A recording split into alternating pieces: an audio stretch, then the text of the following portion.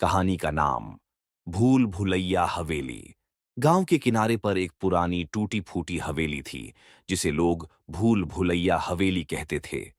कोई नहीं जानता था कि हवेली का असली नाम क्या था, लेकिन वर्षों से उसे यही नाम दिया गया था। हवेली की दहलीज पर कदम रखने की हिम्मत गांव में किसी की नहीं थी, क्योंकि वहां जाने वाले कभी लौट कर नहीं आए थे। रात के समय हवेली से अजीब अजीब आवाजें आती थीं, मानो कोई फुसफुसाकर बात कर रहा हो।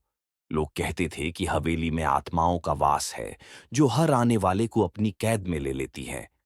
हवेली के चारों ओर घने पेड़ और झाड़ियां थीं, जो उसे और भी भयानक बनाते थे। दिन में भी वहां घना अंधेरा रहता था, और हवेली की टूटी खिड़कियों से अजीब सी सर्द हवा चलती थी। पहली घटना, एक दिन गांव के कुछ युवा लड़कों ने तय किया कि वे हवेली के बारे में सच्चाई पता करेंगे। उनमें से सबसे बहादुर अर्जुन ने कहा, मैं उस हवेली में जाऊंगा और साबित करूंगा कि ये सब कहानियां सिर्फ अफवाहें हैं। उसके साथ दो और लड़के, रवि और मनोज, भी जाने को तैयार हो गए। शाम का वक्त था और सूरज धीरे धीरे ढल रहा था। हवेली के पास पहुंचते ही ठंडी हवा उनके चेहरे से टकराई, और आसपास का माहौल अचानक से बोझिल हो गया। अर्जुन ने हवेली का मुख्य दरवाजा धक्का देकर खोला, और तीनों अंदर दाखिल हो गए। अंदर घुसते ही उन्हें हर ओर धूल और जाले दिखाई दिए। हवेली की दीवारों पर अजीब अजीब चित्र बने हुए थे, मानो कोई काला जादू किया गया हो। दीवारों से हल्की हल्की सरसराहट की आवाजें आ रही थीं, जो किसी के कानों में फुसफुसाहट सी लग रही थीं।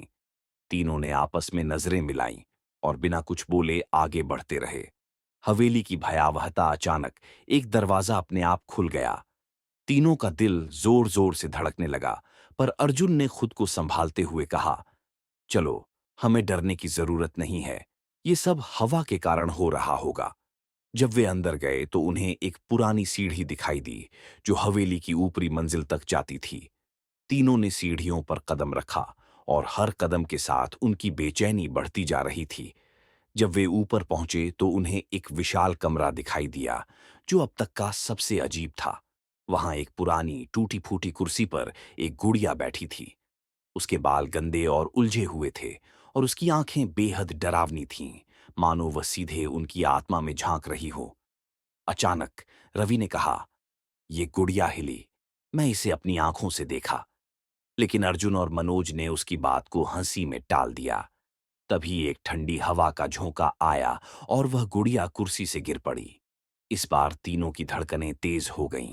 अर्जुन ने गुड़िया को उठाने के लिए जैसे ही हाथ बढ़ाया, उसके कान में एक धीमी भयावह आवाज आई, यहां से चले जाओ, नहीं तो तुम भी हमारे साथ रह जाओगे।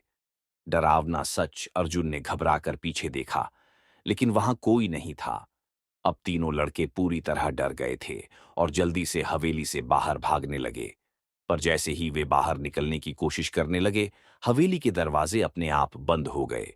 हर खिड़की से धुंधली सफेद आकृतियां दिखने लगीं, जो धीरे धीरे पास आ रही थीं। उनकी फुसफुसाहट अब तेज और स्पष्ट हो गई थी, तुम लोग भी यहाँ के हो गए हो। भागने का कोई रास्ता नहीं। अर्जुन ने दरवाजे को जोर से धक्का दिया, लेकिन वह टस से मस नहीं हुआ। तभी मनोज अचानक चीख पड़ा, कोई मेरा गला घोंट रहा है। उसकी गर्दन पर लाल निशान उभर आए थे, जैसे किसी अदृश्य हाथ ने उसे जकड़ रखा हो। रवि और अर्जुन ने उसे खींचकर बचाने की कोशिश की, लेकिन हवा में ठंडक और तेज हो गई। हवेली की हर दीवार से अब चीखें सुनाई देने लगीं, मानो वे आत्माएं उन्हें कैद कर रही हों। अंत का आरंभ, तीनों ने अपनी पूरी ताकत लगाकर दरवाजा तोड़ा और किसी तरह भागने में सफल हुए। लेकिन जब वे हवेली से बाहर निकले, तो गांव के लोग पहले ही वहां जमा हो चुके थे। सभी ने देखा कि तीनों लड़के बुरी तरह कांप रहे थे। उनकी आंखों में खौफ था। अर्जुन की आवाज कांपते हुए निकली, वो हवेली, वो सच में, वो सच में शापित है। उस रात के बाद अर्जुन, रवि और मनोज कभी पहले जैसे नहीं रहे। उनके चेहरे पर हमेशा भय का साया रहता था, और वे कभी हवेली का नाम भी नहीं लेते थे। कुछ ही महीनों में तीनों का मानसिक संतुलन बिगड़ गया, और वे गांव छोड़कर कहीं चले गए। गांव का शाप, गांव के लोगों ने फिर कभी हवेली के करीब जाने की हिम्मत नहीं की। वे कहते हैं कि उन लड़कों की आत्माएं अब भी उस हवेली में कैद हैं, और हर रात हवेली से उनकी चीखें सुनाई देती हैं।